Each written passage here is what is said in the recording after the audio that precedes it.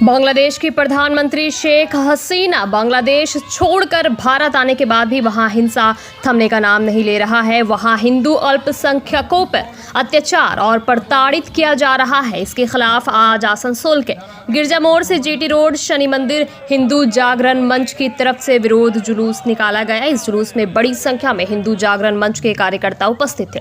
आज के इस विरोध रैली में हिंदू जागरण मंच की तरफ से महिलाओं की उपस्थिति काफी तादाद में देखी गई।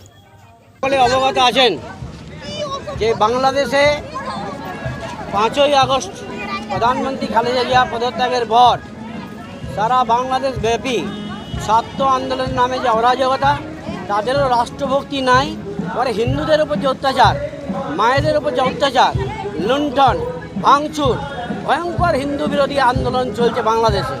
সেই বাংলাদেশে হিন্দুদের সাপোর্ট করার জন্য আমরা আসানসোল শিল্পাঞ্চলে হিন্দু জাগরণ মঞ্চের নামে সেই হিন্দু সম্মেলন করে হিন্দুদের সাহস জাগানো, বাংলাদেশের সরকারকেও সজাগ করা, তার সাথে ভারতবর্ষের যে সরকার আছে আগ্রহ প্রকাশ করা, সেই সব হিন্দুর সুরক্ষা দিতে হবে যেসব বাংলাদেশে আছে।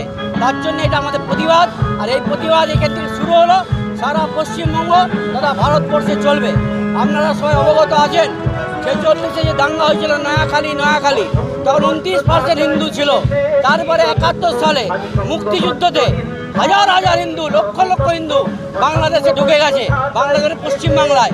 এখন 7.2 মাত্র 1,47,00,000 হিন্দু বাংলাদেশে আছে। এই ভয়ঙ্কর অত্যাচারের পরেও এর যে পার্সেন্টেজ অফ ভোটার্স, সেটা ভোট পার্সেন্টেজ অফ হিন্দু সেটা কমে যাবে, 2% 3% এসে নেমে যাবে। তাই এই বিক্ষোভ, আর এই বিক্ষোভ শুধু না, এটা আমাদের ক্ষোভও আছে, লড়াইও আছে। নমস্কার।